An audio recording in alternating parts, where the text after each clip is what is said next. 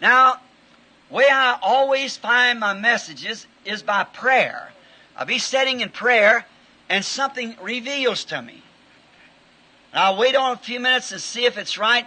Then I feel it closer. And then sometimes I keep waiting till it breaks into a vision. But when it begins to come and I'm satisfied it comes from God, then I go to the Scripture. See, that is called to be the confirmation of every spiritual thing that's done. Because the Bible is the complete revelation of Jesus Christ. See? It is His body.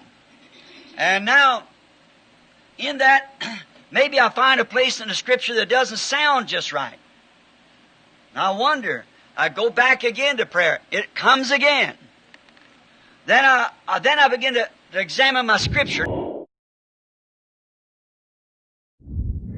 It will take up its abode on the new earth, and we see in this why this present earth will have to be renovated by fire, and why there shall be no more sea, for the new city is 12,000 furlongs, or 1,500 miles square, and would reach from Maine to Florida, and from the Atlantic seaboard 600 miles to the west of the Mississippi River. In other words, would occupy more than 1/2 of the United States. Here's a deep revelation from God. None of these other, I'll bring the rest of this up, the Lord willing.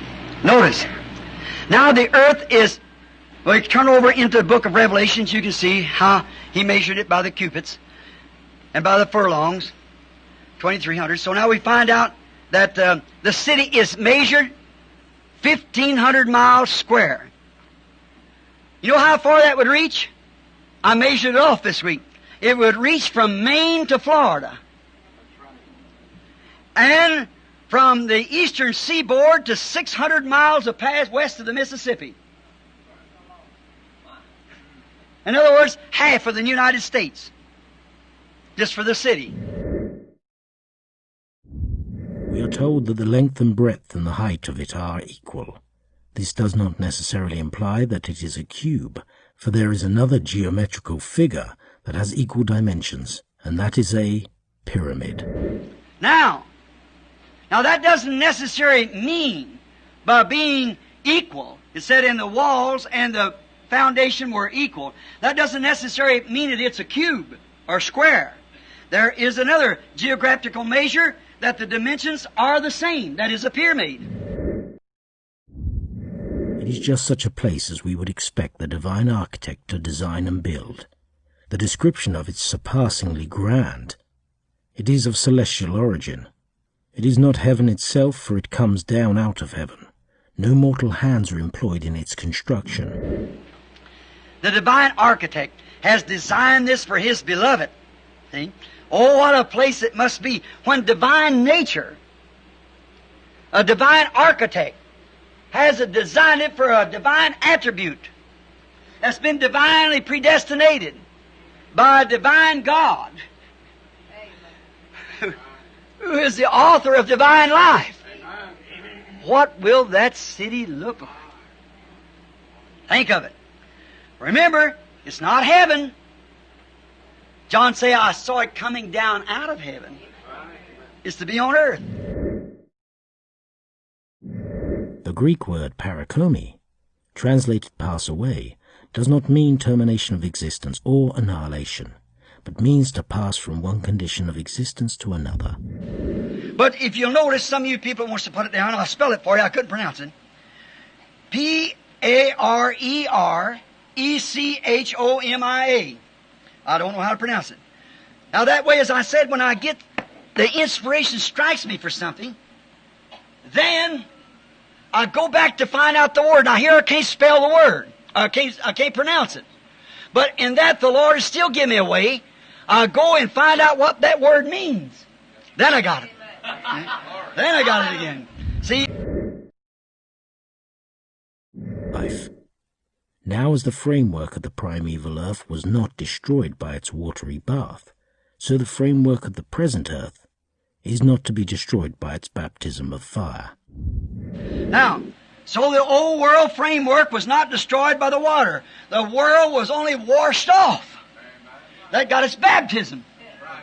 It was baptized. So will the framework remain, though it be burnt by fire. This is confirmed by the Apostles' use of the Greek word cosmos, which means the land's surface, the inhabitableness of the earth, and not the earth as a planet. It is the exterior surface of the earth, then, that is to melt with fervent heat, and the works therein burnt up. Notice, in Peter, in the 2nd chapter of Peter, your 3rd chapter rather, he uses the word world as a Greek word, cosmos, which means the world order. The earth shall pass away, melt the elements with fervent heat. See? Doesn't mean that the earth, the planet's going to pass away, but the world cosmos, the politics, the sinners, the systems, sin. The earth shall also put on its Edenic beauty and glory. It has met.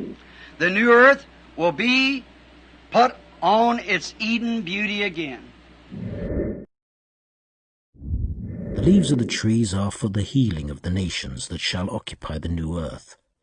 Not that there will be any sickness, but to preserve them in health, as Adam would have been preserved in health if he had eaten of the tree of life in the Garden of Eden.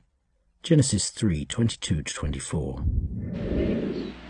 The same tree, not like Adam. There was a tree of life in the Garden of Eden that he might have eaten from if he hadn't fell. That tree of life reminded him all the time that his youth was continually going on. See? Same with the nations. These will be for the healing of the nations.